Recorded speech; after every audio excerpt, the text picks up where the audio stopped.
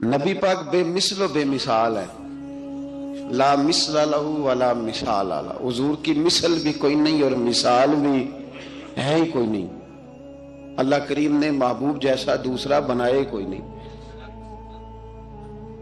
سمجھنی ہے بات آپ نے، حضور میں شک کوئی نہیں پر ابو جہل نے شک کیا، نبی پاک میں شک کوئی نہیں پر ابو لہب نے شک کیا، حضور میں شک کوئی نہیں پر عتبہ عتیبہ شیبہ ان کا شک آخر تک نہیں گیا، حالانکہ حضور میں کوئی شک دور کرانے بھی آئے تو شک نہیں گیا۔ ایک دفعہ نہیں، کئی دفعہ، درجنوں دفعہ، بیسیوں دفعہ۔ ایک ابو جہل کو لے لیں، دماغ میں شک تھا حالانکہ حضور میں کوئی شک نہیں۔ ایک دن آگے کہنے لگا کہ بتائیے میری مٹھی میں کیا ہے؟ تو نبی پاک صلی اللہ تعالی علیہ وسلم نے فرمایا اگر میں نے بتا دیا، کہنے لگا اگر آپ نے بتا دیا تو میں کلمہ پڑھ لوں گا۔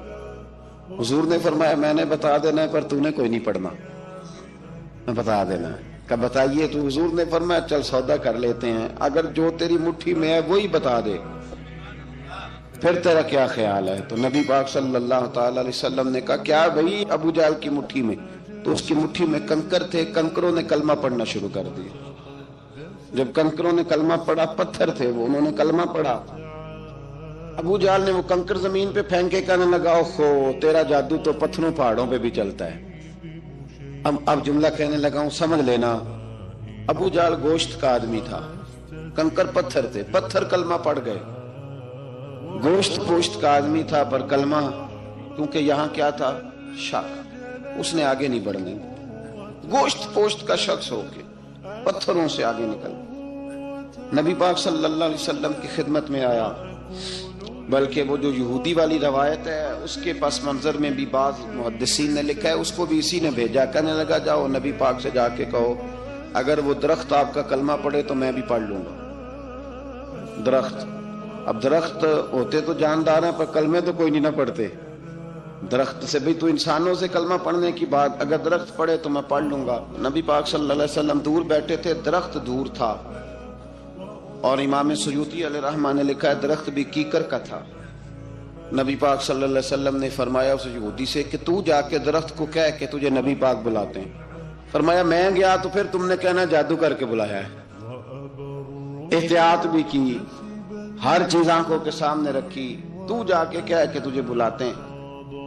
وہ بندہ گیا، جا کے کہنے لگا، اور امام سیوطی نے اس کو لکھا ہے، کہنے لگے اس نے نبی پاک کا نام بھی نہیں لیا، کیونکہ ابو جہل اینڈ کمپنی کو پتا تھا کہ مصطفیٰ کے نام میں بھی بڑی برکت، خالی نام بھی نہیں لیا۔ کہنے لگا درخت وہ جو سامنے بیٹھے ہیں نا وہ تجھے بلا رہے، نام نہیں لیا حضور کا، وہ جو سامنے بیٹھے ہیں نا، جاءت لدعوتہ الاشجار ساجدۃ۔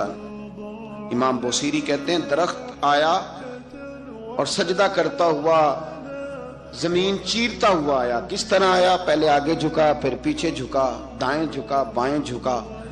یہاں بھی لکھنے والوں نے لکھا ہے کہ وہ نہ درخت اپنی جڑیں اکھیڑ رہا تھا، جب چلنا تھا نا اس نے حضور کی طرف آنا تھا تو آگے دائیں بائیں ہوا، جڑیں اکھیڑ رہا تھا۔ لیکن ہمارے استاد جب ہمیں یہ روایت پڑھایا کرتے تھے تو کہتے تھے جڑیں نہیں اکھیڑ رہا تھا، جب اس نے سنا مجھے نبی پاک نے بلایا تو اسے وجد ہو گیا تھا، وہ جھومنے لگ گیا تھا، جھوم رہا تھا، حضور نے مجھے بلا لیا، جاءت لدعوتہ الاشجار ساجدۃ۔ تو درخت آیا، اس نے آ کے نبی پاک کو سجدہ کیا، لکڑی کا بنا ہوا درخت ہے، سجدہ کیا۔ سجدہ کرنے کے بعد درخت اٹھا اور اٹھ کے اس نے نبی پاک کا کلمہ پڑھا۔ وہ جس کو ابو جہل نے بھیجا تھا نا یہودی، وہ درخت کی حالت دیکھ کے کلمہ پڑھ گیا، وہ کلمہ پڑھ گیا، لیکن یہی بے ایمان کہنے لگا ہوئے ہوئے ان کا تو درختوں پہ بھی جادو چلتا ہے۔ لا ریب فی، شک قرآن پاک میں، لیکن اگر بندے کے دماغ میں ہو اس کا علاج ہے کوئی؟ ادھر ہی شک بیٹھ جائے۔ کوئی سادی مثال دیتا ہوں کہ سامنے دیوار صاف ہو لیکن گرد اگر آئینے پہ پڑی ہو، دیوار صاف کرنی چاہیے کہ اینک کا شیشہ صاف کرنا چاہیے؟ ساری زندگی لوگ دیوار صاف کرتے گزار دیتے، ساری زندگی تراش خراش کرتے گزار، اپنی مرضی کی پینٹنگ کرتے گزار دیتے ہیں، پر اپنی آنکھ کی پتلی صاف نہیں کرتے، آنکھ کی پتلی صاف نہیں کرتے۔ کسی نے حضرت رومی سے کہا تھا हुजूर दुनिया में कोई अच्छा मिलता नहीं, फरमाने लगे थोड़ा रोना शुरू कर ताकि तेरी पुतलियां वुजू कर लें। वुजू कर लें, वो उन्हें पता चल जाए कि कितने साफ सुथरे लोग दुनिया में पाए जाते हैं। अबू जाल फिर आ गया, कहने लगा अगर आप चांद के 2 टुकड़े कर दें तो मैं कलमा पढ़ने को तैयार। अच्छा, यहां भी बड़ी मजे की बात है। अल्लाह ने पहले कह दिया नबी पाक को कि इन्नल्लज़ीना कफरू सवाउन अलैहिम आ अनज़रतहुम अम लम तुनज़िरहुम ला युमिनून। महबूब, ये जिनकी किस्मत में कुफर है ना, आप इन्हें डराएं चाहे ना डराएं, ये ईमान नहीं लाएंगे। कंकरों ने भी कलमा पढ़ लिया, दरख्तों ने भी पढ़ लिया, सारा कुछ हो गया, और अल्लाह ने भी कह दिया कि महबूब इस बेईमान ने कलमा नहीं पढ़ना। पर हुजूर ने फरमाया ये पढ़े ना पढ़े, हमने मैदान नहीं छोड़ना। जितनी दफा आएगा ना हम इसे जरूर मौजज़ा दिखाएंगे, जितनी दफा आएगा, हम क्यों मैदान छोड़। आगे कहने लगा जी अगर चांद के 2 टुकड़े कर दे तो इक़्तरबत इस्साअतु वंशक्कल कमर। तो नबी पाक सल्लल्लाहु अलैहि वसल्लम ने उंगली का इशारा किया, चांद 2 हिस्सों में बटा।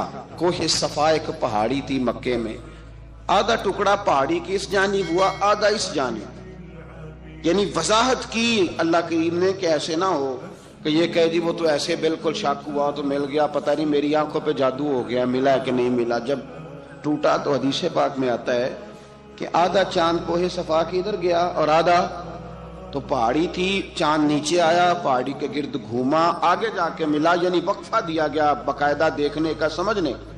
पूरी दुनिया में जितने लोग उस वक्त चांद देख रहे थे, हिंदुस्तान तक रवायतों में मिलता है कि लोगों ने गवाही दी कि हमने चांद टूटते देखा है। जमाना मान गया, लोगों की चीखें निकल गई, लोग कदमों में गिर गए। पर वो जिसके दिमाग में शक था ना, वो नहीं माना। शजर व हजर पहचान गए, पर इंसान की नजरों में शक ही रहा। फाज़िल बरेलवी रहमतुल्लाह अलैह फरमाते हैं कि क़यामत में मंजर इस तरह का होगा कि नबी पाक हमारे आगे आगे चलेंगे और हमें अल्लाह की रहमत की खुशखबरी सुनाते जाएंगे।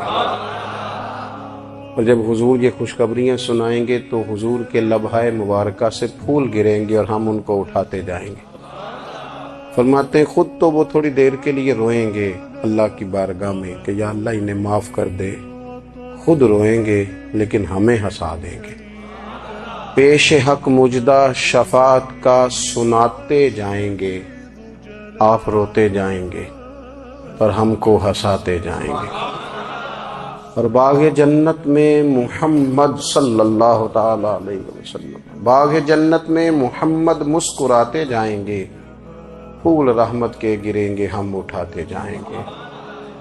हश्र तक डालेंगे हम पैदाइश मौला की धूम, और मिस्ल फारिस नजद के किले गिराते जाएंगे। और क्या ज़ौक़ बयान किया, फरमाने लगे खाक हो जाएं अदुव जल कर मगर हम तो रज़ा, दम में जब तक दम है जिक्र उनका सुनाते जाएं। जब तक सांसों की डोरी चल रही है, दम में जब तक दम है जिक्र उनका सुनाते जाएंगे। अल्लाह तबारक व तआला ने ना हमारे महबूब करीम अलैहिस्सलाम को दुनिया में भेजा तो फरमाया या अय्युहन्नासु कद जाकुम बुरहानुम मिर रब्बिकुम, ऐ लोगों तुम्हारे पास तुम्हारे रब की दलील आ गई है। अल्लाह तबारक व तआला ने महबूब पाक अलैहिस्सलाम को सिरापा दलील बना के भेजा। बाकी अंबिया किराम अलैहिमुस्सलाम के पास भी अपनी नबुव्वत के दलाइल के तौर पर बेशुमार मोजज़ात थे, और हुजूर करीम अलैहिस्सलाम के तो पूरे वजूद को ही अल्लाह ने मोजज़ा बनाया। और नबी पाक सल्लल्लाहु ताला अलैहि वसल्लम की नबुव्वत की दलीलें, हुजूर के रिसालत के मुस्तहकम दलाइल जगह जगह आपको मिलेंगे। सबसे पहली चीज तो ये समझने वाली है कि नबी पाक अलैहिस्सलाम ने जिस चीज को सबसे पहले अपनी नबुव्वत की दलील के तौर पर बयान फरमाया वो हुजूर का किरदार है, सीरत है, अमल है, हुजूर का लोगों के साथ रवैया है। नबी पाक अलैहिस्सलाम की तबलीग के 3 दौर हैं। एक तो हुजूर ने अपने कौल से तबलीग फरमाई है, वो 40 साल की उम्र से महबूब ने ऐलान फरमाया और तबलीग की। اور ایک نبی پاک صلی اللہ تعالی علیہ وسلم بالواسطہ حضور کی تبلیغ ہے جو آج تک جاری ہے. امت کے علماء، مشائخ، مبلغین حضور کے دین کو آگے پھیلا رہے ہیں. تو دراصل یہ بھی تبلیغ رسول پاک علیہ السلام ہی کی تبلیغ. اور ایک حضور کی تبلیغ کا دور ہے، حضور کی پیدائش سے لے کر ولادت مبارکہ سے لے کر حضور علیہ السلام کے اعلان نبوت تک. اس دوران نبی پاک نے جو تبلیغ فرمائی ہے وہ اپنے کردار سے فرمائی ہے. عرب کا وہ معاشرہ جو بڑا میلا کچیلا گدلا ہو چکا تھا، جس کے اندر سراسر مادہ پرستی کا زور تھا، جس کے اندر لوگ انسانوں کی خرید و فروخت کرتے تھے، جس کے اندر بیٹیوں کو زندہ دفن کر دیتے تھے، جس کے اندر جو آدمی جتنا زیادہ مضبوط ہوتا تھا اتنا زیادہ لٹیرا بن جاتا تھا، اس معاشرے کے اندر رسول کریم علیہ السلام نے 40 سال گزارے. اور اس طرح گزارے کہ جو بیگانے بھی تھے وہ بھی کہا کرتے تھے یہ صادق ہیں، یہ امین ہیں. اور جب حضور نے اعلان نبوت کیا تو فرمایا، یہ قرآن مجید کے لفظ ہے، فرمایا فَقَدْ لَبِثْتُ فِيكُمْ عُمَرًا مِّن قَبْلِهِ أَفَلَا تَعْقِلُونَ. میں تمہارے بیچ عمر کا ایک حصہ گزار چکا ہوں، تمہیں عقل نہیں ہے، شعور نہیں ہے. نبی کریم علیہ السلام نے اپنے کردار کو، اپنے عمل کو اپنی نبوت کی دلیل کے طور پر بیان فرمایا. وہ تو حضرت حلیمہ بھی فرماتی ہیں نا، جب میں نبی کریم علیہ السلام کو اپنے گھر لے گئی تو میرا اپنا بچہ بھی دودھ پیتا تھا، 2 میرے بیٹے ہو گئے، ایک میری یہ نسبی اولاد اور حضور میری رضائی اولاد. تو کہتی ہیں جب میں کریم محبوب علیہ السلام کو اپنے سینے سے لگاتی تھی تو حضور میرے ایک پستان سے دودھ پیتے تھے اور دوسرا اپنے بھائی کے لیے چھوڑ دیا کرتے تھے.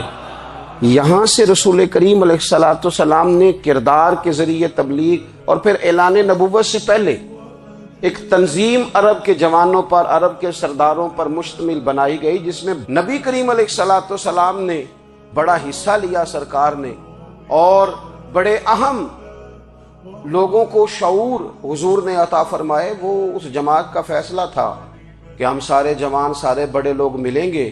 یہ حضور کے اعلان نبوت سے پہلے کی بات ہے. ہم بڑے لوگ ملیں گے، کسی بڑے کو کسی چھوٹے پر ظلم نہیں کرنے دیں گے، کسی آدمی کو کسی غریب کا حق نہیں کھانے دیں گے. حضور علیہ السلام نے نا اپنے کردار سے، اپنے عمل سے، اور آپ کا جو عمل ہوتا ہے نا وہ اصل ہوتا ہے. ایک ہوتا ہے آپ کوئی بات کرتے ہیں اور ایک ہوتا ہے کہ آپ کوئی عمل کرتے ہیں. آپ جب عمل کرتے ہیں تو عمل کے ذریعے بھی لوگوں تک بات پہنچتی ہے کہ دراصل آپ کا اٹھنا بیٹھنا چلنا پھرنا کیا ہے. میرے رسول کریم علیہ السلام کا اٹھنا بھی ایک نبی کا، بیٹھنا بھی ایک نبی کا، بات کرنا بھی ایک نبی کا، معاملات زندگی کرنا بھی ایک نبی کا، لین دین کرنا بھی ایک نبی کا. ایک شخص کہتے ہیں میں نے اعلان نبوت سے پہلے حضور علیہ السلام سے کوئی چیز خریدی تھی اور میں نے عرض کیا تھا آپ یہاں تشریف رکھے، میں پیسے لے کے آتا ہوں. میں 3 دن کے بعد آیا. دیکھو یہ بات کرنی کتنی آسان ہے، بولنی کتنی آسان ہے، پر 3 دن یہاں میرے بھائی کو کسی شخص کو 2 گھنٹے انتظار کرنا پڑ جائے تو لوگ کہتے ہیں الانتظار اشد من القتل. یہ تو قتل سے زیادہ تکلیف والا معاملہ ہے منتظر رہنا کسی کا. کہتے 3 دن کے بعد میں آیا تو میرے رسول کریم وہیں تشریف فرمایا. بس اتنا فرمایا یار تم نے مجھے بڑی تکلیف میں ڈال دیا، 3 دن ہو گئے یہاں رکے ہوئے. تو حضور نے اپنے کردار کو، اپنے عمل کو، اپنے معاملات کو سب سے پہلے اپنی نبوت کی دلیل کے طور پر پیش کیا. کسی نے کیا خوب کہا تھا کہ جو تیری جان کے دشمن ہیں وہ بھی کہتے ہیں، وہ جو تیری جان کے دشمن ہیں، بظاہر تو آئے ہیں نا ہجرت کی رات جان لینے، لیکن امانتیں حضور کے گھر میں رکھی ہوئی ہیں، امانتیں کاشانہ نور پہ پڑی ہیں. وہ جو تیری جان کے دشمن ہیں وہ بھی کہتے ہیں کہ امین تو ہے اور صداقت کی آبرو تو ہے.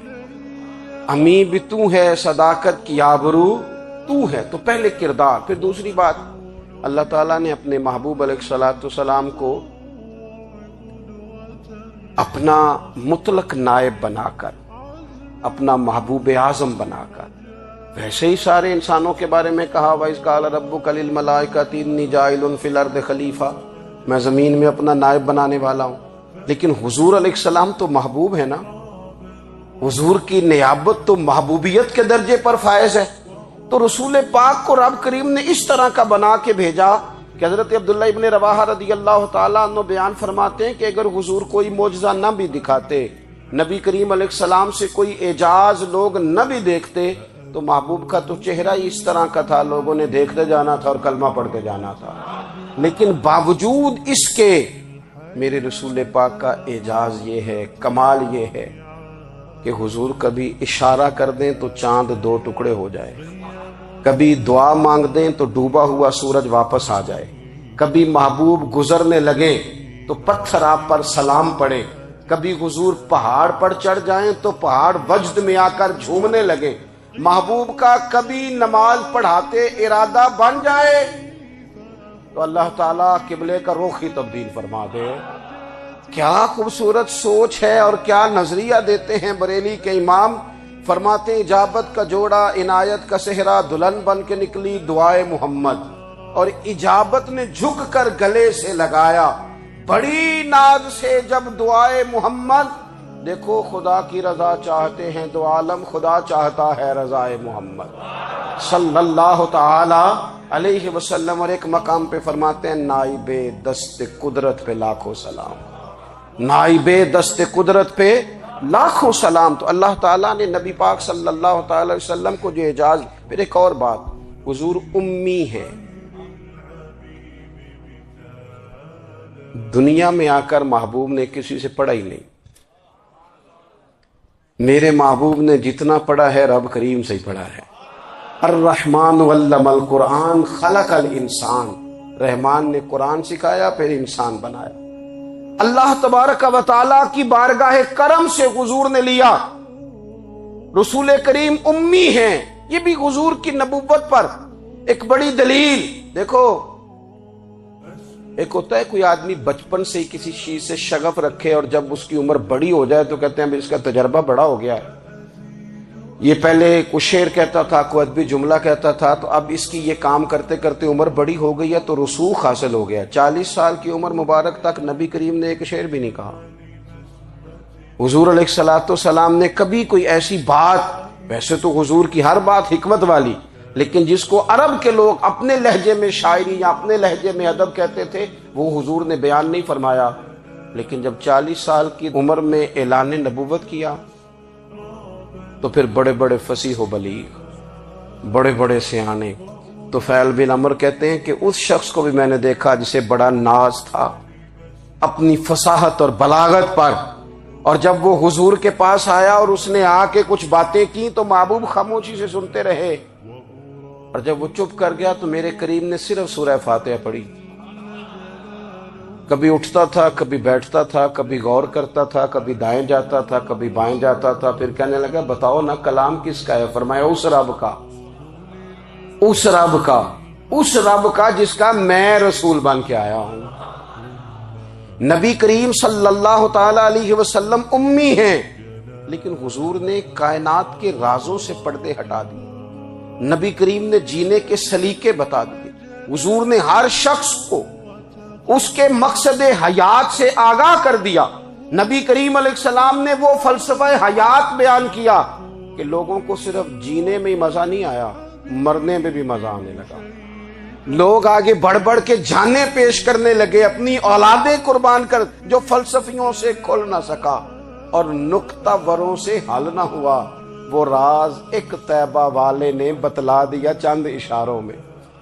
महबूब करीम उम्मी हैं, लेकिन हुजूर ने इस तरह दुनिया को सिखाया, इस तरह दुनिया को पढ़ाया, इस तरह हुजूर ने इल्म के चिराग और दीप रोशन किए कि क़यामत तक जिसे रोशनी मिलेगी ना, उसे सिर्फ दरवाज़ा मुस्तफ़ा से मिलेगी, उसे रसूल करीम अलैहिस्सलाम के दरे दौलत से मिले। कुछ लोगों ने कहा कि अपने पास से आयात बना के लाते, अपने घर में बैठ के दावे कर लेना तो कोई मुश्किल काम नहीं ना होता, सारे लोग ही कर लेते हैं। बल्कि वो हमारे एक बुजुर्ग कहा करते थे, ख्याली पुलाव पकाइए तो घ्यो कदे भी काट ना पाइए, क्योंकि कौन सा पैसों का डालना है, ज्यादा डालें आप और ज्यादा डालें। बहुत सारे लोग हैं आज भी, कुछ लिबरल हैं बेचारे, कुछ दीन बेजार तबका है, वो कहते हैं जनाब हमें तो जदीद باتیں بتائیں، ہمیں تو نئے اسلوب کے مطابق لے کے چلے، ہمیں تو او بھائی سن، میرے نبی پاک علیہ السلام نے فرمایا میرا قرآن کبھی پرانا نہیں ہوگا، اسے پڑھ کے دیکھ، اس کی جدت کا حسن دیکھ، یہ تو کھلا ہوا باغ ہے، تو ایک دفعہ اس کے قریب آئے گا تو خوشبو ملے گی، دوسری دفعہ آئے گا تو اس سے زیادہ تازی ملے گی، ایک دفعہ پھل کھائے گا تو مزیدار ہوگا اور دوسرا کھائے گا ہو سکتا ہے شکل ملتی جلتی ہو لیکن ذائقہ بڑا نرالا ہوگا۔ تو تو صحیح نا، جب کچھ لوگوں نے کہا یہ خود سے بنا کے آیات لاتے ہیں تو فرمایا وَإِن كُنتُمْ فِي رَيْبٍ مِّمَّا نَزَّلْنَا عَلَىٰ عَبْدِنَا فَأْتُوا بِسُورَةٍ مِّن مِّثْلِهِ، اگر تمہیں کوئی شک ہے اس میں جو ہم نے اپنے بندہ خاص میں نازل کیا ہے تو تم بھی اس جیسی ایک آیت بنا کے لاؤ۔ اور چلو چیلنج کھلا ہی دے دیا، فرما وَادْعُوا شُهَدَاءَكُم مِّن دُونِ اللَّهِ، اللہ اور اللہ والوں کو چھوڑ دو، تفسیری ترجمہ عرض کر رہا ہوں، یعنی صحابہ کو چھوڑ دو، حضور کے ماننے والوں کو چھوڑ دو، باقی ساری دنیا کے کافر اکٹھے ہو جاؤ، ایک آیت بس قرآن جیسی لے کے آؤ، ایک آیت لے کے آؤ، ان کنتم صادقین، اگر تم سچے ہو۔ جوانوں سنو، کہا ایک آیت، اور یہ چیلنج آج تک قرآن مجید کا موجود ہے، آج تک وَإِن كُنتُمْ فِي رَيْبٍ مِّمَّا نَزَّلْنَا عَلَىٰ عَبْدِنَا فَأْتُوا بِسُورَةٍ مِّن مِّثْلِهِ، تم قرآن کے مقابلے کی ایک سورت لے کے آؤ اور سارے حمایتی اکٹھے کر لو اپنے، ان کنتم صادقین، اگر تم سچے ہو۔ جواب تو ادھر سے آنا تھا نا، لیکن کائنات کے رب نے جواب بھی خود دیا، فرمایا فَإِن لَّمْ تَفْعَلُوا وَلَن تَفْعَلُوا، اگر تم نہ لا سکے، اور فرمایا تم لا سکتے بھی نہیں، اگر تم نہ لا سکے اور تم لا سکتے بھی، نہ خنجر اٹھے گا نہ تلوار تم سے، یہ بازو میرے آزمائے ہوئے ہیں، وَلَن تَفْعَلُوا، تم لا بھی نہیں سکتے، فَاتَّقُوا النَّارَ الَّتِي وَقُودُهَا النَّاسُ وَالْحِجَارَةُ، پھر اس آگ سے ڈر جاؤ جس کا ایندھن آدمی اور پتھر ہے۔ اُعِدَّتْ لِلْكَافِرِينَ، بنائی کافروں کے لیے، بنائی مومنوں کے لیے تو رب نے جنت بنائی ہے۔ اُعِدَّتْ لِلْكَافِرِينَ، یہ دوزخ اللہ نے کن کے لیے بنائی ہے؟ اُعِدَّتْ لِلْكَافِرِينَ کہتا ہے کافر کے لیے بنایا۔ تو اللہ تبارک و تعالیٰ نے میرے رسول پاک صلی اللہ تعالی علیہ وسلم کو وہ کتاب عطا فرمائی، اور پھر حضور کی فصاحت و بلاغت، معرفت، دیکھو ایک ہوتا ہے گھنٹوں باتیں کرنا، ایک ہوتا ہے کئی والیم پر مشتمل، کئی جلدوں پر مشتمل کتب کا لکھنا، اور ایک ہوتا ہے کسی بندے کا ایک بات کرنا اور سامنے والے کی طبیعت کو اتنا جگا دینا کہ اگلی بات فوراً ہی اس کی سمجھ میں آ جائے۔ اور حضور نہ کسی کی انا کو نہیں جگاتے تھے۔ ہم بعض اوقات کسی سے خطاب کرتے ہیں، بات کرتے ہیں تو سامنے والے کی انا کو جگا دیتے ہیں، ٹھیس پہنچاتے ہیں، وہ کہتا چل پھر تگڑا ہو جا میں بھی آیا۔ حضور انا نہیں جگاتے تھے، میرے نبی پاک ضمیر جگاتے تھے تاکہ وہ شخص فیض حاصل کر سکے، اسے کچھ ملے۔ نبی کریم کا جو انداز تکلم ہے وہ اس طرح کا ہوتا تھا کہ انسان خود بخود کھل اٹھتا تھا کہ مطلب یہ بات ہونے کیا لگی ہے، مطلب حضور کیا فرمانے لگے۔ نبی کریم صلی اللہ تعالی علیہ وسلم، ایک دن محبوب کریم نے صحابہ کے پیچھے حضور کی فصاحت و بلاغت دیکھے، فرمایا محبوب نے کتنا نادان ہے وہ شخص جو اپنے ماں باپ کو گالی دے۔ کھلی ہو گئی لوگوں کی آنکھیں، کان کھڑے ہو گئے کہ یا رسول اللہ کون ایسا بدبخت ہے جو ماں باپ کو گالی دے گا۔ اب جب سوالات ذہنی سطح پر پوری طور پر ابھر گئے نا، تو اب رسول کریم نے بات سمجھائی، یہ ہے فصاحت و بلاغت، تیرے آگے ہیں یوں دبے لچے فصحاء عرب کے بڑے بڑے، کوئی جان منہ میں زبان نہیں بلکہ جسم میں جان نہیں۔ یا رسول اللہ کون ایسا نالائق ہے جو ماں باپ کو گالی دے؟ اب جب ذہنی سطح یہاں تک ابھر آئی تو اب حضور نے سمجھایا، اور میں جب تم کسی کے ماں باپ کو گالی دو گے نا تو وہ بھی تو جواب میں تمہارے ماں باپ کو دے گا نا، تو فی نفس ہی یہ تم نے خود ظلم کیا ہے اپنے ماں باپ پر۔ کیوں تم نے ایسا لہجہ اختیار کیا کہ جس سے سامنے والے کی انا جاگ جائے اور وہ تمہارے مقابلے میں آ کر کے کھڑا ہو جائے؟ کیوں تم نے اس طرح کے انداز اختیار کیے کہ جس سے سامنے والا بھی سارے پنجے کھڑے کر کے باہر نکل آئے اور کہے آ جاؤ پھر میں ابھی میدان میں حاضر ہوں۔ رسول کریم کی فصاحت، بلاغت دیکھیں نا، حضور 2-4 جملوں میں ساری بات سمجھا جاتے ہیں۔ ایک حدیث پاک اگر ہماری سمجھ میں آ جائے، ایک روایت، نبی پاک صلی اللہ تعالی علیہ وسلم نے فرمایا خوبصورت مسلمان وہ ہے جو بے مقصد باتوں کو چھوڑ دے۔ لو، اس سے پوری زندگی سجائی جا سکتی ہے، ایک جملے سے پوری زندگی سواری جا سکتی ہے، کوئی لمبی چوڑی باتوں میں جانے کی ضرورت نہیں۔ کہا خوبصورت مسلمان یہ ہے جو بے مقصد باتوں کو چھوڑ دے، لا یعنی باتوں کو، کیا کہتے ہیں ہمارے دیہات کے لوگ، جڑے پنڈ جانا نہیں اودا راہ پوچھنے دی۔ لیکن آج کل لوگ باز آندے یعنی جس بات کا بالکل تعلق نہیں نا وہ بات بھی کرتے جاتے ہیں، جس کا شعبہ ہی نہیں وہ بھی چھلانگ لگا لگا کے اس میں آ جاتا ہے۔ ہم اپنا وقت ضائع کرتے ہیں، اپنی صلاحیتیں ضائع کرتے ہیں، اپنا نقصان کرتے ہیں۔ ہم اپنا کام صحیح کر کے نہیں کرتے اور دوسری ساری دنیا کو ٹھیک کرنا چاہتے ہیں۔ او بھائی، آپ جس جگہ جس شعبے سے تعلق رکھتے ہیں آپ اپنے معاملات میں مضبوطی پیدا کریں۔ حضور نے اپنی فصاحت کے ساتھ، بلاغت کے ساتھ لوگوں کو قائل کیا، اور قرآن مجید کی تاثیر کا یہ اثر میرے کریم رسول نے دکھایا کہ رات کو جب حضور بیٹھ کے قرآن پاک پڑھتے تھے نا، جب یاسین والے نبی خود یاسین کی تلاوت کریں،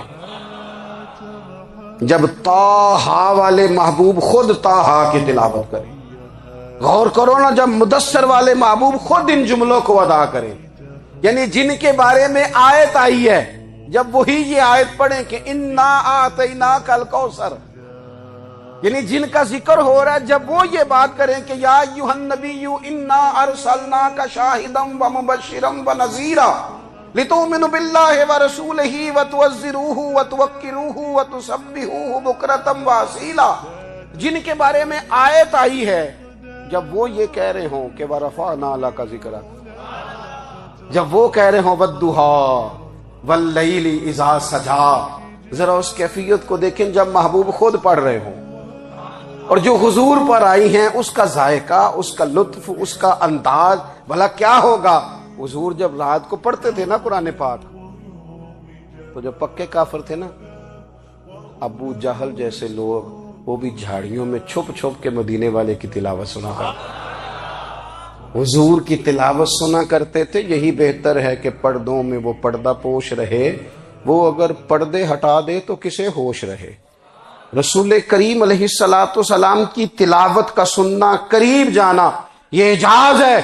حضرت فاروق اعظم کہتے ہیں میں طبیعت کا بڑا ڈاڈا تھا، مزاج کا بڑا سخت تھا، زندگی ہمیشہ ڈٹ کر گزاری، باتوں پر کھڑا رہنا آتا تھا، پر جب میری بہن نے مجھے چند آیتیں سنائی نا تو میں تڑپ ہی گیا۔ کروں آیا سا مار مقامنے نو، ہن مینو مار دے لے چلو، اوے متے عمر دی عمر برباد ہو جائے جتھے عمر سوار دے لے چلو۔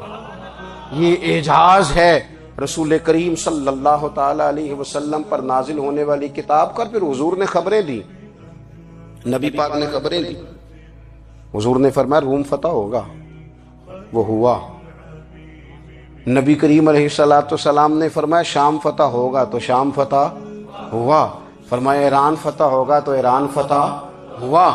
سراقہ بن مالک کہتے ہیں ایک گاؤں پر بھی مسلمانوں کی حکومت نہیں تھی، ایک گاؤں پر۔ حضور مکہ مکرمہ سے نکل رہے تھے، مدینہ طیبہ تشریف لے جا رہے تھے، ابھی راستے میں تھے، میں 100 سرخ اونٹوں کے لالچ میں معاذ اللہ حضور کو گرفتار کرنے پہنچ گیا۔ محبوب نے حکم دیا، حضور کا معجزہ میں نے آنکھوں سے دیکھا، میرا گھوڑا زمین میں دھستا چلا گیا، میں نے معافی مانگی، حضور نے معاف کر دیا۔ میں نے سمجھا اچانک ہو گیا ہے، یہ منوانا بھی بڑا مشکل کام ہے۔ شجر و حجر پہچان گئے، انسان کی نظروں میں شاکی رہا۔ یہ کچھ ایسے لوگ ہیں جن کو منوانا توبہ توبہ، ماننے کو تیار نہیں، دیکھ دیکھ کے بھی ماننے کو تیار ہے نہیں، ماننے کو تیار ہی نہیں۔ کہتے ہیں کہ میں نے پھر چاہا آگے بڑھنا، تو پھر زمین کے اندر میرے گھوڑے کے پیر دھنسنے لگے، پھر معافی مانگی۔ کریم تیرے معاف کرنے کی ادا پہ بھی قربان جائیں۔ یہ نہیں فرمایا کہ تو بار بار یوں ہی کرتا ہے، فرمایا معافی مانگتا ہے، جا میں نے معاف کیا۔ کہتے ہیں 3 دفعہ میں آگے بڑھا، 3 دفعہ حضور نے معاف کیا تو مسکرا کے فرمانے لگے تو یہاں مجھے گرفتار کرنے آیا ہے، وہ کیسر روم کا علاقہ فتح ہوگا، وہ کنگن جو پہنتا ہے نا ہاتھوں میں، بادشاہ کے کنگن معروف ہیں، وہ تیرے ہاتھوں میں آئیں گے۔ اللہ کرے آپ سمجھیں، یہ جو لوگ ڈری ڈری سہمی اور ہمارے بچے مایوسی کی معاذ اللہ باتیں کرتے ہیں، وہ دیکھیں حضور کس طرح کی گفتگو فرماتے ہیں۔ ابھی ایک گاؤں پر بھی اسلام کی حکومت نہیں، لیکن حضور کا خبر دینے کا انداز، کریم فرمانے لگے وہ کیسر روم کے جو کنگن ہوں گے وہ تیرے ہاتھوں میں آئیں گے۔ جناب سراقہ بن مالک فرماتے ہیں کہ میں مسلمان ہو گیا، حضور کا وصال ہو گیا، کنگن نہیں آئے۔ حضرت ابوبکر صدیق کا وصال ظاہری ہو گیا، کنگن نہیں آئے۔ جناب عمر کا دور آ گیا، سراقہ بوڑھے ہو گئے۔ کوئی بندہ پوچھتا نا کہ اب تو عمر ڈھل گئی ہے، زندگی کا پتہ نہیں، کہنے لگے نہیں میں نہیں جاتا، جب تک کنگن نہیں آتے اسرائیل کوئی نہیں آئیں گے، کیونکہ ساڈے نبی دی زبان ساڈے واسطے قرآن، جو دن کو کہہ دیا دن ہے تو دن نکل آیا، جو شب کو کہہ دیا شب ہے تو رات ہو کے رہی، اور خدا نے ان کی زبان کو وہ اختیار دیا، جو نکلی منہ سے ان کے وہ بات ہو کے رہی۔ اور فاضل بریلوی کا تو انداز ہی پھر انوکھا ہے نا، وہ تو کہتے ہیں وہ زبان جس کو سب کن کی کنجی کہے، جس کو سب کن کی کنجی کہیں، اس کی نافذ حکومت پہ لاکھوں سلام۔ کہنے لگے نہیں آتے حضرت اسرائیل، فکر نہ کرو، بوڑھے ہو گئے تھے، نکلنا گھر سے بند کر دیا تھا، حضرت عمر کا دور تھا، کنگن آ گئے۔ حضرت فاروق اعظم نے ان کے پوتوں سے، نواسوں سے، بچوں سے کہا جاؤ بلا کے لاؤ، کہا دادا جان بوڑھے ہیں، فرمایا تم کان میں کہہ دینا کنگن آ گئے، پھر تم دیکھنا تو صحیح۔ پھر حضرت سراقہ آئے، حضور نے جو خبریں دیں، نبی پاک علیہ الصلوۃ والسلام نے جو گزشتہ قوموں کے احوال بیان کیے، اور پھر میرے نبی پاک علیہ الصلوۃ والسلام نا دنیا میں عزتیں دینے آئے، عزتیں۔ یہ مزاج ہمیں کم کرنا چاہیے، یہ جو ہم ساری زندگی اس کام میں لگا دیتے نا کسی کو نیچا کیسے دکھانا ہے، یہ انداز حضور نے نہیں ہمیں دیا۔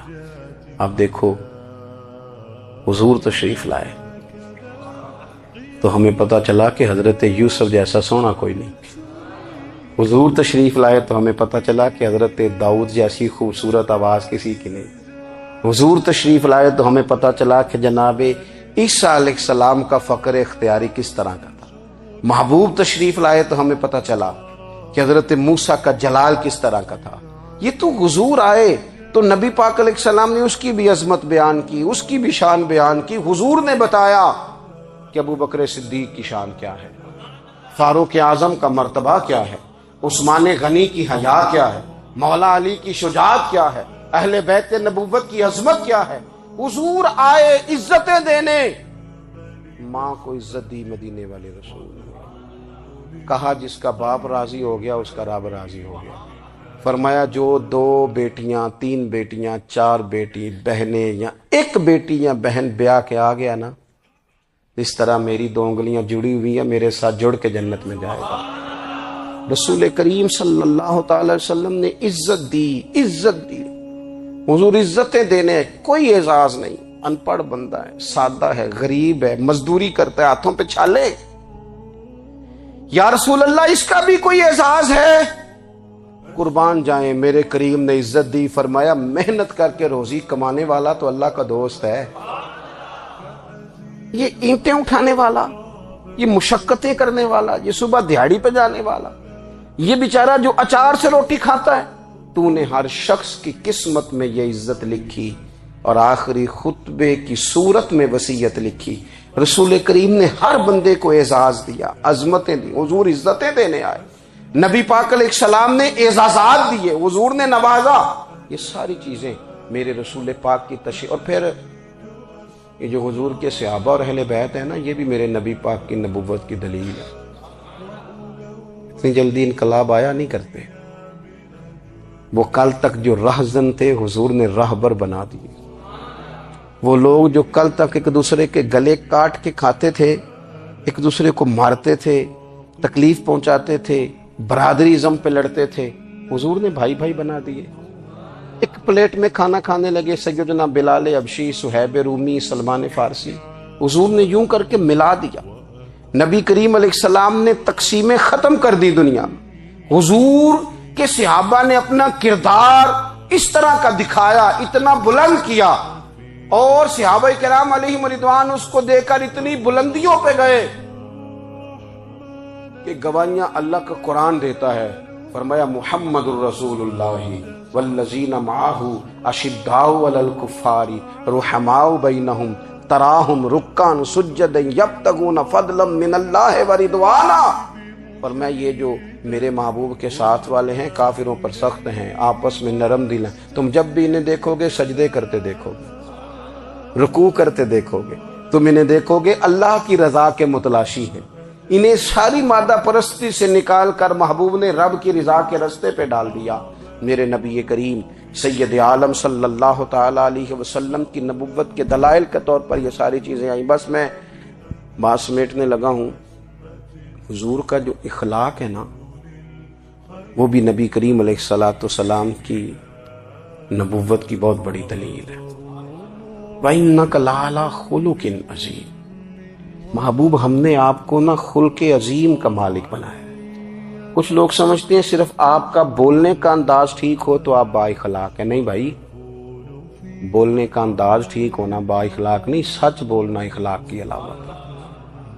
آپ کا حق بات کرنا اخلاق ہے، آپ کا صحیح گواہی دینا اخلاق ہے، آپ کا اللہ تعالیٰ کی طرف سے آزمائش آنے پر صبر کا مظاہرہ کرنا اونچا اخلاق ہے۔ رب نعمت دے تو آپ کا وجود ڈھلتا جائے شکر میں، یہ اخلاق ہے۔ رب کریم اگر آپ کو کسی وقت کسی آزمائش میں اپنی حکمت سے ڈالتا ہے تو عزت نفس کو برقرار رکھنا، خودداری کو برقرار رکھنا، یہ اخلاق۔ نبی پاک نے اعلیٰ ترین اخلاق کی بات بتائی، اعلیٰ ترین۔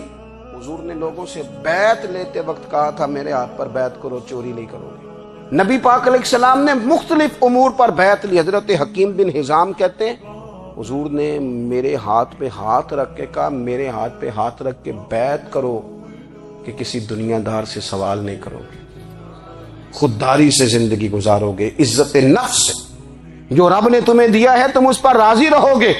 لوگوں کی جیبوں کو ٹٹولنا، دوسروں کی دولتوں پہ راج کرنا، دوسروں کے مال پر نگاہیں ڈالنا اللہ کے حبیب نے پسند نہیں فرمایا۔ میں بیعت کرو کہ تم کبھی کسی سے سوال نہیں کرو گے۔ حد ہو گئی۔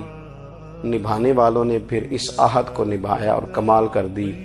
حضرت حکیم بن حزام گھوڑے پہ بیٹھے تھے، ہاتھ میں درہ تھا، وہ زمین پہ گر گیا، قریب غلام کھڑا تھا۔ حضرت حکیم بن حزام خود گھوڑے سے اترے، درہ اٹھایا، دوبارہ گھوڑے پہ بیٹھے۔ غلام عرض کرنے لگا حضور مجھے بتا دیتے میں اٹھا کے دے دیتا۔ آنکھیں چمک اٹھیں، فرمانے لگے کیسے بتا دیتا؟ اپنے رسول سے وعدہ کیا ہے کبھی کسی سے سوال نہیں کروں گا، کبھی سوال نہیں کروں گا۔ اللہ کے محبوب نے ہمیں اعلیٰ اخلاقی قدروں کی بات ہمیں سکھائی ہے۔ ہم دیکھتے ہیں کہ بڑی جلدی 2 4 5 لوگوں کے غصہ دلانے پر ہم ساری اخلاقی حدوں کو کراس کر جاتے ہیں۔ دوستو ہمارا ایک ویژن ہونا چاہیے، ہمارے ذاتی رویے بڑے معتبر ہونے چاہیے، لین دین کے معاملات کے اندر مسلمانوں کو بڑا صاف ستھرا ہونا چاہیے۔ ہمیں اپنی معاشی زندگی میں روزمرہ کے معاملات میں ہماری توجہات کا مرکز صرف اللہ رسول کی ذات ہونی چاہیے۔ رب کریم نے اپنی حکمت سے کسی کو کتنا دیا ہے یہ اس کی حکمت کے تقاضے ہیں۔ ہمیں اس نے جس رنگ میں جس حال میں رکھا ہے ہمیں اپنے رب کی رضا پر بہت زیادہ مطمئن ہونا چاہیے۔ اچھا پھر ایک اور بات، جن چیزوں کو ہم نے دکھ بنایا ہے نا یہ تو وہاں دکھ تھا ہی نہیں۔ مہینہ مہینہ چولہا نہیں جلا، لیکن کسی جگہ اظہار غربت ہے حضور کی اولاد پاک کا یا صحاب کا یا ازواج کا۔ مہینہ مہینہ چولہا نہیں جلا، لیکن یہ اخلاق عالیہ کا حسن دیکھو۔ اپنے گھر مہینہ مہینہ چولہا نہیں جلا، جو مانگنے آیا اسے جھولی بھر کے عطا فرمایا، کوئی دروازے سے خالی نہیں گیا۔ عزیز بھائی، اگر زندگی میں اخلاقی قدریں ہم اپنا لیں اور ہم تھوڑا تھوڑا کر کے اپنے آپ کو تبدیل کریں، ساری زندگی توجہ رہی کہ فلاں کیا کر رہا ہے فلاں کیا کر رہا ہے، تھوڑا سا گردن کو جھکا کے اپنے اوپر توجہ ڈالیں، اپنے آپ کو وقت دیں۔ حضور کے اخلاق عالیہ کی روشنی میں، تعلیمات حسنہ کی روشنی میں ہم اپنے کردار و عمل پر تھوڑی توجہ دیں۔ اس وقت بہت بڑی تعداد میں امت مسلمہ ہے، اور ایسا نہیں ہے کہ دولت نہیں ہے، دولت سے بھی سرشار ہیں۔ ہمارے ہاں بڑے بڑے انجینئر ہیں، بڑے بڑے ڈاکٹر ہیں، لیکچرار ہیں، ہمارے پاس بڑے بڑے ہاسپٹل ہیں، بڑا کچھ ہے، لیکن کردار و عمل کے بادشاہ، اپنی زندگی تقوی کی روشنی میں گزارنے والے، ان لوگوں کی تعداد کم ہے۔ اگر کوئی آج بھی سارے کام نیک کرے لیکن جائیداد میں سے بیٹی کا حق رکھ جائے، پھر اس نے کیا میلاد منایا؟ اگر آج بھی جو 2-4 لوگ بیچارے اس کے زیر دست ہیں، ملازمین ہیں، ان کے ساتھ اس کا رویہ انتہائی سخت ہو، تو اس نے کیا میلاد منایا؟ اگر آج بھی وہ برادری ازم کی بنیاد پر دوستیاں کرے اور چھوٹے بڑے کی وہ تقسیم رکھے، جسے حضور نے فرمایا کہ قبیلے تو تعارف کے لیے، ورنہ کسی عربی کو اجمی پر، گورے کو کالے پر کوئی فضیلت نہیں۔ اگر کوئی آج بھی اس برادری ازم کا قائل ہے، پھر اس نے کیا میلاد منایا؟ اگر کوئی شخص آج بھی اپنے آپ کو مادہ پرستی میں پوری طرح دھکیل چکا ہے اور رضا الہی کا مسافر نہیں بنا، تو اس نے کیا میلاد منایا؟ اپنی طبیعتوں میں روحانی تبدیلی اور وہ خاص افکار جو حضور اپنے غلاموں میں پیدا فرماتے، ان افکار کو پیدا کرنا، سوچوں کو بدلنا، سوچوں کو، نظریات کو بدلنا، اپنے روزمرہ کے معاملات کا جائزہ لینا کہ ہم کس طرح آگے بڑھ سکتے ہیں اور کس طرح ہم اللہ تبارک و تعالیٰ نے نا ہمارے محبوب کریم علیہ السلام کو دنیا میں بھیجا تو فرمایا یا ایھا الناس قد جاءکم برہان من ربکم، اے لوگو تمہارے پاس تمہارے رب کی دلیل آ گئی۔ اللہ تبارک و تعالیٰ نے محبوب پاک علیہ السلام کو سراپا دلیل بنا کے بھیجا۔ باقی انبیاء کرام علیہم السلام کے پاس بھی اپنی نبوت کے دلائل کے طور پر بے شمار معجزات تھے، اور حضور کریم علیہ السلام کے تو پورے وجود کو ہی اللہ نے معجزہ بنایا۔ اور نبی پاک صلی اللہ تعالی علیہ وآلہ وسلم کی نبوت کی دلیلیں، حضور کے رسالت کے مستحکم دلائل جگہ جگہ آپ کو ملیں گے۔ سب سے پہلی چیز تو یہ سمجھنے والی ہے کہ نبی پاک علیہ السلام نے جس چیز کو سب سے پہلے اپنی نبوت کی دلیل کے طور پر بیان فرمایا، وہ حضور کا کردار ہے، سیرت ہے، عمل ہے، حضور کا لوگوں کے ساتھ رویہ ہے۔ نبی پاک علیہ السلام کی تبلیغ کے 3 دور ہیں۔ ایک تو حضور نے اپنے قول سے تبلیغ فرمائی، وہ 40 سال کی عمر سے محبوب نے اعلان فرمایا اور تبلیغ کی، اور ایک نبی پاک صلی اللہ تعالی علیہ وسلم بالواسطہ حضور کی تبلیغ ہے جو آج تک جاری ہے۔ امت کے علماء، مشائخ، مبلغین حضور کے دین کو آگے پھیلا رہے ہیں، تو دراصل یہ بھی تبلیغ رسول پاک علیہ السلام ہی کی تبلیغ۔ اور ایک حضور کی تبلیغ کا دور ہے، حضور کی پیدائش سے لے کر ولادت مبارکہ سے لے کر حضور علیہ السلام کے اعلان نبوت تک۔ اس دوران نبی پاک نے جو تبلیغ فرمائی ہے وہ اپنے کردار سے فرمائی۔ عرب کا وہ معاشرہ جو بڑا میلا کچیلا گدلا ہو چکا تھا، جس کے اندر سراسر مادہ پرستی کا زور تھا، جس کے اندر لوگ انسانوں کی خرید و فروخت کرتے تھے، جس کے اندر بیٹیوں کو زندہ دفن کر دیتے تھے، جس کے اندر جو آدمی جتنا زیادہ مضبوط ہوتا تھا اتنا زیادہ لٹیرا بن جاتا تھا، اس معاشرے کے اندر رسول کریم علیہ السلام نے 40 سال گزارے، اور اس طرح گزارے کہ جو بیگانے بھی تھے وہ بھی کہا کرتے تھے یہ صادق ہے، یہ امین ہے۔ اور جب حضور نے اعلان نبوت کیا تو فرمایا، یہ قرآن مجید کے لفظ ہے، فرمایا فَقَدْ لَبِثْتُ فِيكُمْ عُمَرًا مِّن قَبْلِهِ أَفَلَا تَعْقِلُونَ، میں تمہارے بیچ عمر کا ایک حصہ گزار چکا ہوں، تمہیں عقل نہیں ہے، شعور نہیں ہے۔ نبی کریم علیہ السلام نے اپنے کردار کو، اپنے عمل کو اپنی نبوت کی دلیل کے طور پر بیان فرمایا۔ وہ تو حضرت حلیمہ بھی فرماتی ہیں نا، جب میں نبی کریم علیہ السلام کو اپنے گھر لے گئی تو میرا اپنا بچہ بھی دودھ پیتا تھا، 2 میرے بیٹے ہو گئے، ایک میری یہ نسبی اولاد اور حضور میری رضائی اولاد۔ تو کہتی ہیں جب میں کریم محبوب علیہ السلام کو اپنے سینے سے لگاتی تھی تو حضور میرے ایک پستان سے دودھ پیتے تھے اور دوسرا اپنے بھائی کے لیے چھوڑ دیا کرتے۔ یہاں سے رسول کریم علیہ السلام نے کردار کے ذریعے تبلیغ اور پھر اعلان نبوت سے پہلے ایک تنظیم عرب کے جوانوں پر، عرب کے سرداروں پر مشتمل بنائی گئی، جس میں نبی کریم علیہ السلام نے بڑا حصہ لیا سرکار نے، اور بڑے اہم لوگوں کو شعور حضور نے عطا فرمائے۔ وہ اس جماعت کا فیصلہ تھا کہ ہم سارے جوان، سارے بڑے لوگ ملیں گے، یہ حضور کے اعلان نبوت سے پہلے کی بات ہے، ہم بڑے لوگ ملیں گے، کسی بڑے کو کسی چھوٹے پر ظلم نہیں کرنے دیں گے، کسی آدمی کو کسی غریب کا حق نہیں کھانے دیں گے۔ حضور علیہ السلام نے نا اپنی کردار سے، اپنے عمل سے، اور آپ کا جو عمل ہوتا ہے نا وہ اصل ہوتا ہے، ایک ہوتا ہے آپ کوئی بات کرتے ہیں اور ایک ہوتا ہے کہ آپ کوئی عمل کرتے ہیں. آپ جب عمل کرتے ہیں تو عمل کے ذریعے بھی لوگوں تک بات پہنچتی ہے کہ دراصل آپ کا اٹھنا بیٹھنا چلنا پھرنا کیا ہے. میرے رسول کریم علیہ الصلوۃ والسلام کا اٹھنا بھی ایک نبی کا، بیٹھنا بھی ایک نبی کا، بات کرنا بھی ایک نبی کا، معاملات زندگی کرنا بھی ایک نبی کا، لین دین کرنا بھی ایک نبی کا. ایک شخص کہتے ہیں میں نے اعلان نبوت سے پہلے حضور علیہ السلام سے کوئی چیز خریدی تھی اور میں نے عرض کیا تو آپ یہاں تشریف رکھے، میں پیسے لے کے آتا ہوں. میں 3 دن کے بعد آیا. دیکھو یہ بات کرنی کتنی آسان ہے، بولنی کتنی آسان ہے، پر 3 دن یہاں میرے بھائی کو کسی شخص کو 2 گھنٹے انتظار کرنا پڑ جائے تو لوگ کہتے ہیں الانتظار وشد من القتل، یہ تو قتل سے زیادہ تکلیف والا معاملہ ہے منتظر رہنا کسی کا.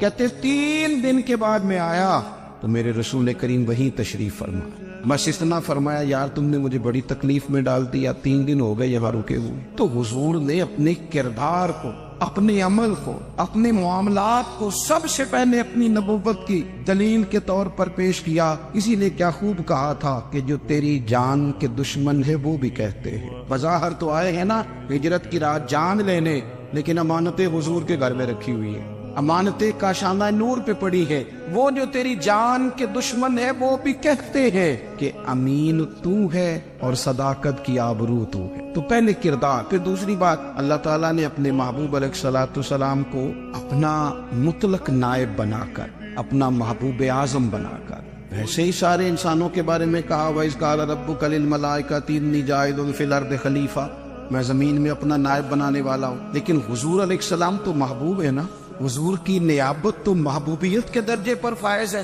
تو رسول پاک کو رب کریم نے اس طرح کا بنا کے بھیجا کہ حضرت عبداللہ ابن رواحہ رضی اللہ تعالیٰ عنہ بیان فرماتے ہیں کہ اگر حضور کوئی معجزہ نہ بھی دکھاتے، نبی کریم علیہ السلام سے کوئی اعجاز لوگ نہ بھی دیکھتے، تو محبوب کا تو چہرہ ہی اس طرح کا تھا، لوگوں نے دیکھتے جانا تھا اور کلمہ پڑھتے جانا تھا. لیکن باوجود اس کے میرے رسول پاک کا اعجاز یہ ہے، کمال یہ ہے کہ حضور کبھی اشارہ کر دیں تو چاند 2 ٹکڑے ہو جائے، کبھی دعا مانگ دیں تو ڈوبا ہوا سورج واپس آ جائے، کبھی محبوب گزرنے لگے تو پتھر آپ پر سلام پڑے، کبھی حضور پہاڑ پر چڑھ جائے تو پہاڑ وجد میں آ کر جھومنے لگے. محبوب کا کبھی نماز پڑھاتے ارادہ بن جائے تو اللہ تعالیٰ قبلے کا رخ ہی تبدیل فرما دے. کیا خوبصورت سوچ ہے اور کیا نظریہ دیتے ہیں بریلی کے امام. فرماتے اجابت کا جوڑا عنایت کا صحرا دلہن بن کے نکلی دعائے محمد، اور اجابت میں جھک کر گلے سے لگایا پڑی نام سے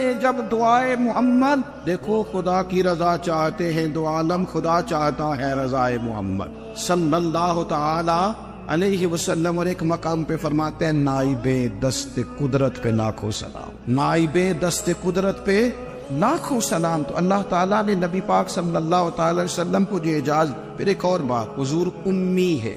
دنیا میں آ کر محبوب نے کسی سے پڑھا ہی نہیں. میرے محبوب نے جتنا پڑھا ہے رب کریم سے ہی پڑھا ہے. الرحمن علم القرآن خلق الانسان، رحمان نے قرآن سکھایا پھر انسان بنایا. اللہ تبارک و تعالیٰ کی بارگاہ کرم سے حضور نے لیا. رسول کریم امی ہے، یہ بھی حضور کی نبوت پر ایک بڑی دلیل. دیکھو ایک ہوتا ہے کوئی آدمی بچپن سے کسی چیز سے شغف رکھے اور جب اس کی عمر بڑی ہو جائے تو کہتے ہیں اس کا تجربہ بڑا ہو گیا. یہ پہلے کچھ شعر کہتا تھا، کوئی ادبی جملہ کہتا تھا، تو اب اس کی یہ کام کرتے کرتے عمر بڑی ہو گئی ہے تو رسوخ حاصل ہو گیا. 40 سال کی عمر مبارک تک نبی کریم نے ایک شعر بھی نہیں کہا. حضور علیہ الصلوۃ والسلام نے کبھی کوئی ایسی بات، ویسے تو حضور کی ہر بات حکمت والی، لیکن جس کو عرب کے لوگ اپنے لہجے میں شاعری یا اپنے لہجے میں ادب کہتے تھے، وہ حضور نے بیان نہیں فرمایا. لیکن جب 40 سال کی عمر میں اعلان نبوت کیا تو پھر بڑے بڑے فصیح و بلیغ، بڑے بڑے سیانے طفیل بن عمرو کہتے ہیں کہ اس شخص کو بھی میں نے دیکھا جسے بڑا ناز تھا اپنی فصاحت اور بلاغت پر. اور جب وہ حضور کے پاس آیا اور اس نے آ کے کچھ باتیں کی تو محبوب خاموشی سے سنتے رہے. اور جب وہ چپ کر گیا تو میرے کریم نے صرف سورہ فاتحہ پڑھی. کبھی اٹھتا تھا، کبھی بیٹھتا تھا، کبھی غور کرتا تھا، کبھی دائیں جاتا تھا، کبھی بائیں جاتا تھا. پھر کہنے لگا بتاؤ نا کلام کس کا ہے؟ فرمایا اس رب کا، اس رب کا، اس رب کا جس کا میں رسول بن کے آیا ہوں. نبی کریم صلی اللہ تعالی علیہ وسلم امی ہے، لیکن حضور نے کائنات کے رازوں سے پردے ہٹا دیے. نبی کریم نے جینے کے سلیقے بتا دیے. حضور نے ہر شخص کو اس کے مقصد حیات سے آگاہ کر دیا. نبی کریم علیہ السلام نے وہ فلسفہ حیات بیان کیا کہ لوگوں کو صرف جینے میں ہی مزہ نہیں آیا، مرنے میں بھی مزہ آنے لگا. لوگ آگے بڑھ بڑھ کے جانیں پیش کرنے لگے، اپنی اولادیں قربان کر. جو فلسفیوں سے کھل نہ سکا اور نکتہ بروں سے حل نہ ہوا، وہ راز ایک طیبہ والے نے بتلا دیا چند اشاروں میں. محبوب کریم امی ہیں، لیکن حضور نے اس طرح دنیا کو سکھایا، اس طرح دنیا کو پڑھایا، اس طرح حضور نے علم کے چراغ اور دیپ روشن کیے کہ قیامت تک جسے روشنی ملے گی نا، اسے صرف دروازہ مصطفیٰ سے ملے گی، اسے رسول کریم علیہ السلام کے در دولت سے ملے. کچھ لوگوں نے کہا کہ اپنے پاس سے آیات بنا کے لاتے، اپنے گھر میں بیٹھ کے دعوے کر لینا تو کوئی مشکل کام نہیں نہ ہوتا، سارے لوگ ہی کر لیتے. بلکہ وہ ہمارے ایک بزرگ کہا کرتے تھے، خیالی پلاؤ پکائیے کہ وہ کدے بھی کاٹ نہ پائیے، کیونکہ کون سا پیسوں کا ڈالنا ہے، زیادہ ڈالے اور زیادہ ڈالے. بہت سارے لوگ ہیں آج بھی، کچھ لبرل ہیں بیچارے، کچھ دین بیزار طبقہ ہے، وہ کہتے ہیں جناب ہمیں تو جدید باتیں بتائیں، ہمیں تو نئے اسلوب کے مطابق لے کے چلے، ہمیں تو بھائی سن. میرے نبی پاک علیہ السلام نے فرمایا میرا قرآن کبھی پرانا نہیں ہو، اسے پڑھ کے دیکھ، اس کی جدت کا حسن دیکھ، یہ تو کھلا ہوا باغ ہے. تو ایک دفعہ اس کے قریب آئے گا تو خوشبو ملے گی، دوسری دفعہ آئے گا تو اس سے زیادہ تازی ملے گی. ایک دفعہ پھل کھائے گا تو مزیدار ہوگا، دوسرا کھائے گا ہو سکتا ہے شکل ملتی جلتی ہو لیکن ذائقہ بڑا نرالا ہوگا. تو تو صحیح نا. جب کچھ لوگوں نے کہا یہ خود سے بنا کے آیات لاتے ہیں تو فرمایا وَإِن كُنتُمْ فِي رَيْبٍ مِّمَّا نَزَّلْنَا عَلَىٰ عَبْدِنَا فَأْتُوا بِسُورَةٍ. اگر تمہیں کوئی شک ہے اس میں جو ہم نے اپنے بندہ خاص میں نازل کیا ہے تو تم بھی اس جیسی ایک آیت بنا کے لاؤ. اور چلو چیلنج کھلا دے دیا، فرما وَادْعُوا شُهَدَاءَكُم مِّن دُونِ اللَّهِ. اللہ اور اللہ والوں کو چھوڑ دو، تفسیری ترجمہ عرض کر رہا ہوں، یعنی صحابہ کو چھوڑ دو، حضور کے ماننے والوں کو چھوڑ دو، باقی ساری دنیا کے کافر اکٹھے ہو جاؤ، ایک آیت بس قرآن جیسی لے کے آؤ، ایک آیت لے کے آؤ. ان کو تم صادقین، اگر تم سچے ہو. جوانوں سنو، کہا ایک آیت. اور یہ چیلنج آج تک قرآن مجید کا موجود ہے، آج تک. وَإِن كُنتُمْ فِي رَيْبٍ مِّمَّا نَزَّلْنَا عَلَىٰ عَبْدِنَا فَأْتُوا بِسُورَةٍ مِّن مِّثْلِهِ. تم قرآن کے مقابلے کی ایک صورت لے کے آؤ اور سارے حمایتی اکٹھے کر لو اپنے. ان کنتم صادقین، اگر تم سچے ہو. جواب تو ادھر سے آنا تھا نا، لیکن کائنات کے رب نے جواب بھی خود دیا، فرمایا فَإِن لَّمْ تَفْعَلُوا وَلَن تَفْعَلُوا. اگر تم نہ لا سکے، اور فرمایا تم لا سکتے بھی نہیں، نہ خنجر اٹھے گا نہ تلوار تم سے، یہ بازو میرے آزمائے ہوئے. وَلَن تَفْعَلُوا، تم لا بھی نہیں سکتے. فَاتَّقُوا النَّارَ الَّتِي وَقُودُهَا النَّاسُ وَالْحِجَارَةُ، پھر اس آگ سے ڈر جاؤ جس کا ایندھن آدمی اور پتھر ہے. اُعِدَّتْ لِلْكَافِرِينَ، بنائی کافروں کے لیے، مومنوں کے لیے تو رب نے جنت بنائی ہے.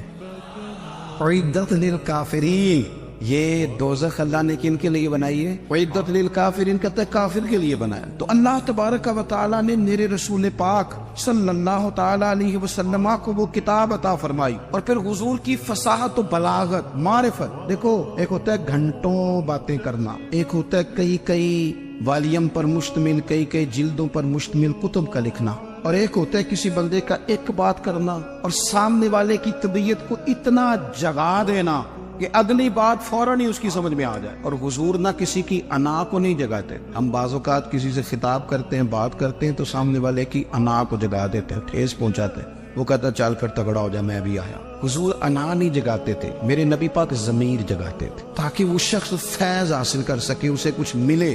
نبی کریم کا جو انداز تکلم ہے وہ اس طرح کا ہوتا تھا کہ انسان خود بخود کھل اٹھتا تھا کہ مطلب یہ بات ہونے کیا لگی ہے، مطلب حضور کیا فرمانے لگے. نبی کریم صلی اللہ تعالی علیہ وسلم، ایک دن محبوب کریم نے صحابہ کے دیے حضور کی فصاحت و بلاغت دیکھے. فرمایا محبوب نے کتنا نادان ہے وہ شخص جو اپنے ماں باپ کو گالی دے. کھلی ہو گئی لوگوں کی آنکھیں، کان کھڑے ہو گئے کہ یا رسول اللہ کون ایسا بدبخت ہے جو ماں باپ کو گالی دے گا. اب جب سوالات ذہنی سطح پر پوری طور پر ابھر گئے نا، تو اب رسول کریم نے بات سمجھائی. یہ ہے فصاحت و بلاغت، تیرے آگے ہے یوں دبے نچے. فصحا عرب کے بڑے بڑے، کوئی جان منہ میں زبان نہیں بلکہ جسم میں جان نہیں. یا رسول اللہ کون ایسا نالائق ہے جو ماں باپ کو گالی دے. اب جب ذہنی سطح یہاں تک ابھر آئی تو اب حضور نے سمجھایا، اور میں جب تم کسی کے ماں باپ کو گالی دو گے نا تو وہ بھی تو جواب میں تمہارے ماں باپ کو دے گا. تو فی نفس ہی یہ تم نے خود ظلم کیا ہے اپنے ماں باپ. کیوں تم نے ایسا لہجہ اختیار کیا کہ جس سے سامنے والے کی انا جاگ جائے اور وہ تمہارے مقابلے میں آ کر کے کھڑا ہو جائے؟ کیوں تم نے اس طرح کے انداز اختیار کیے کہ جس سے سامنے والا بھی سارے پنجے کھڑے کر کے باہر نکل آئے اور کہے آ جاؤ پھر میں بھی میدان میں حاضر ہوں؟ رسول کریم کی فصاحت، بلاغت دیکھیں نا، حضور 2-4 جملوں میں ساری بات سمجھا جاتے ہیں۔ ایک حدیث پاک اگر ہماری سمجھ میں آ جائے، ایک روایت، نبی پاک صلی اللہ تعالی علیہ وسلم نے فرمایا خوبصورت مسلمان وہ ہے جو بے مقصد باتوں کو چھوڑ دے۔ لو، اس سے پوری زندگی سجائی جا سکتی ہے ایک جملے سے۔ کوئی لمبی چوڑی باتوں میں جانے کی ضرورت نہیں، کہا خوبصورت مسلمان یہ ہے جو بے مقصد باتوں کو چھوڑ دے، لا یعنی باتوں کو۔ کیا کہتے ہیں ہمارے دیہات کے لوگ، جڑے پنڈ جانا نہیں اودا راہ پوچھنے دی، لیکن آج کل لوگ باز آندے یعنی جس بات کا بالکل تعلق نہیں نا وہ بات بھی کرتے جاتے ہیں، جس کا شعبہ ہی نہیں وہ بھی چھلانگ لگا کے اس میں آ جاتا ہے۔ ہم اپنا وقت ضائع کرتے ہیں، اپنی صلاحیتیں ضائع کرتے ہیں، اپنا نقصان کرتے ہیں۔ ہم اپنا کام صحیح کر کے نہیں کرتے اور دوسری ساری دنیا کو ٹھیک کرنا چاہتے ہیں۔ او بھائی، آپ جس جگہ جس شعبے سے تعلق رکھتے ہیں آپ اپنے معاملات میں مضبوطی پیدا کریں۔ حضور نے اپنی فصاحت کے ساتھ، بلاغت کے ساتھ لوگوں کو قائل کیا، اور قرآن مجید کی تاثیر کا یہ اثر میرے کریم رسول نے دکھایا کہ رات کو جب حضور بیٹھ کے قرآن پاک پڑھتے تھے نا، جب یاسین والے نبی خود یاسین کی تلاوت کریں، جب طٰہٰ والے محبوب خود طٰہٰ کی تلاوت کریں، غور کرو نا، جب مدثر والے محبوب خود ان جملوں کو ادا کریں، یعنی جن کے بارے میں آیت آئی ہے،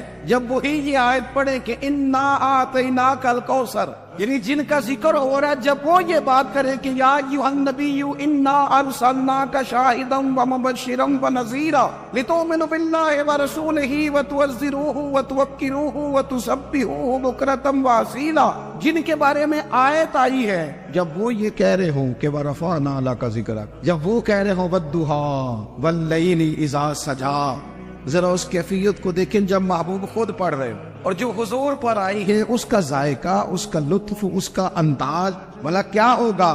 حضور جب رات کو پڑھتے تھے نا قرآن پاک، تو جو پکے کافر تھے نا، ابو جہل جیسے لوگ، وہ بھی جھاڑیوں میں چھپ چھپ کے مدینے والے کی تلاوت سنا کر حضور کی تلاوت سنا کرتے تھے۔ یہی بہتر ہے کہ پردوں میں وہ پردہ پوش رہے، وہ اگر پردے ہٹا دے تو کسے ہوش رہے۔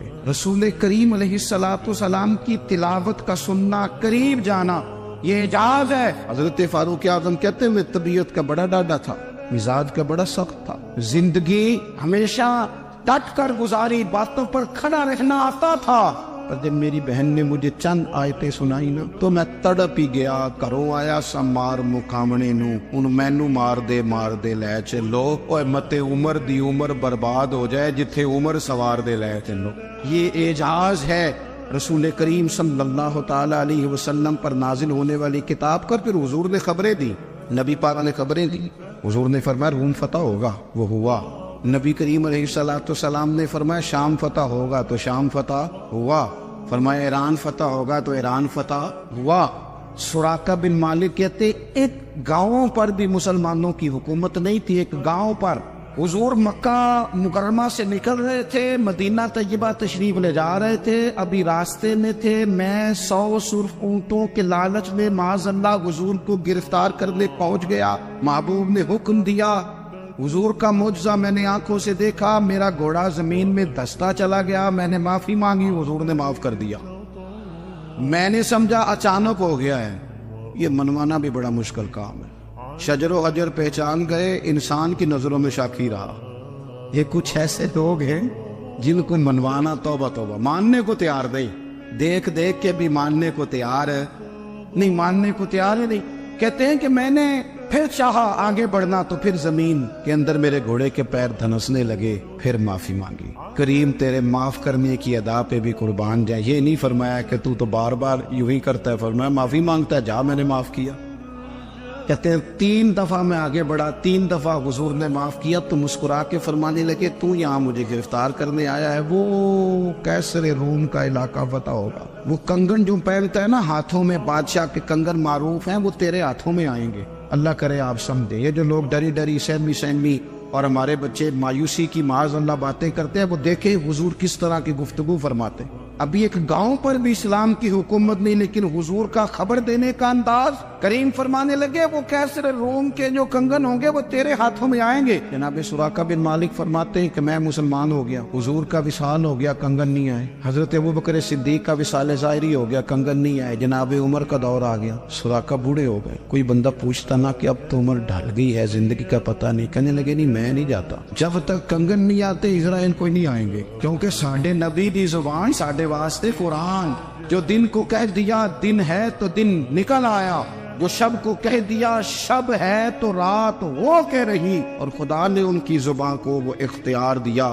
جو نکلی منہ سے ان کے وہ بات وہ کہہ رہی۔ فاضل برینوی کا تو انداز ہی پھر انوکھا ہے نا، وہ تو کہتے ہیں وہ زبان جس کو سب کن کی کنجی کہے، جس کو سب کن کی کنجی کہے، اس کی نافذ حکومت پہ لاکھوں سلام۔ کہنے لگے نہیں آتے حضرت اسرائیل، فکر نہ کرو، بوڑھے ہو گئے تھے، نکلنے گھر سے بند کر دیا تھا، حضرت عمر کا دور تھا، کنگن آ گئے۔ حضرت فاروق اعظم نے ان کے پوتوں سے، نواسوں سے، بچوں سے کہا جاؤ بلا کے لاؤ، کا دادا جان بوڑھے ہیں، فرمایا تم کان میں کہہ دینا کنگن آ گئے، پھر تم دیکھنا تو صحیح کر۔ حضرت سراقہ آئے، حضور نے جو خبریں دی، نبی پاک علیہ الصلوۃ والسلام نے جو گزشتہ قوموں کے احوال بیان کیے، اور پھر میرے نبی پاک علیہ الصلوۃ والسلام نا دنیا میں عزتیں دینے آئے۔ یہ مزاج ہمیں کم کرنا چاہیے، یہ جو ہم ساری زندگی اس کام میں لگا دیتے نا، کسی کو نیچا کیسے دکھانا ہے، یہ انداز حضور نے نہیں ہمیں دیا۔ اب دیکھو حضور تشریف لائے تو ہمیں پتہ چلا کہ حضرت یوسف جیسا سونا کوئی نہیں، حضور تشریف لائے تو ہمیں پتہ چلا کہ حضرت داؤد جیسی خوبصورت آواز کسی کی نہیں، حضور تشریف لائے تو ہمیں پتہ چلا کہ جناب عیسیٰ علیہ السلام کا فقر اختیاری کس طرح کا، محبوب تشریف لائے تو ہمیں پتہ چلا کہ حضرت موسیٰ کا جلال کس طرح کا تھا۔ یہ تو حضور آئے تو نبی پاک علیہ السلام نے اس کی بھی عظمت بیان کی، اس کی بھی شان بیان کی، حضور نے بتایا کہ ابوبکر صدیق کی شان کیا ہے، فاروق اعظم کا مرتبہ کیا ہے، عثمان غنی کی حیا کیا ہے، مولا علی کی شجاعت کیا ہے، اہل بیت نبوت کی عظمت کیا ہے۔ حضور آئے عزتیں دینے، ماں کو عزت دی مدینے والے رسول، کہا جس کا باپ راضی ہو گیا اس کا رب راضی ہو گیا، فرمایا جو 2 بیٹیاں 3 بیٹیاں 4 بیٹی بہنیں یا 1 بیٹی یا بہن بیاہ کے آ گیا نا، اس طرح میری 2 انگلیاں جڑی ہوئی ہیں، میرے ساتھ جڑ کے جنت میں جائے گا۔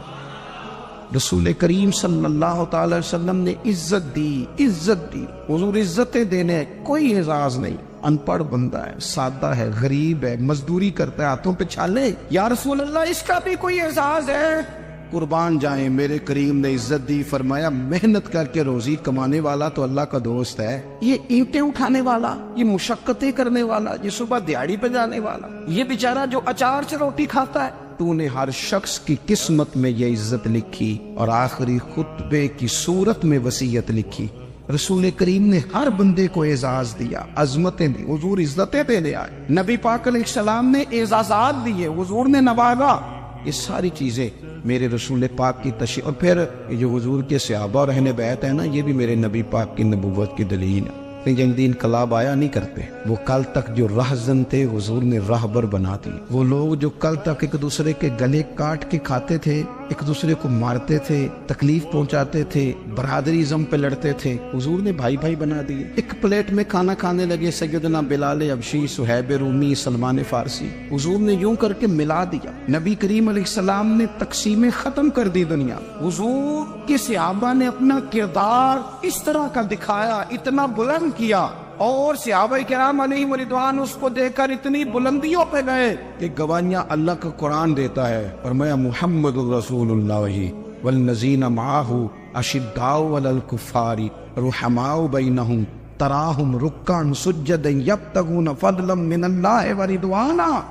اور میں یہ جو میرے محبوب کے ساتھ والے ہیں کافروں پر سخت ہیں، آپس میں نرم دل ہیں، تم جب بھی انہیں دیکھو گے سجدے کرتے دیکھو، رکوع کرتے دیکھو گے، تم انہیں دیکھو گے اللہ کی رضا کے متلاشی، انہیں ساری مادہ پرستی سے نکال کر محبوب نے رب کی رضا کے رستے پہ ڈال دیا۔ میرے نبی کریم سید عالم صلی اللہ تعالی علیہ وسلم کی نبوت کے دلائل کے طور پر یہ ساری چیزیں آئیں۔ بس میں بات سمیٹنے لگا ہوں، حضور کا جو اخلاق ہے نا، وہ بھی نبی کریم علیہ الصلوۃ والسلام کی نبوت کی بہت بڑی تنویر ہے۔ وَإِنَّكَ لَعَلَىٰ خُلُقٍ عَظِيمٍ، محبوب ہم نے آپ کو نا خلق عظیم کا مالک بنایا ہے، کچھ لوگ سمجھتے ہیں صرف آپ کا بولنے کا انداز ٹھیک ہو تو آپ با اخلاق ہیں. نہیں بھائی، بولنے کا انداز ٹھیک ہونا با اخلاق نہیں، سچ بولنا اخلاق کی علامت.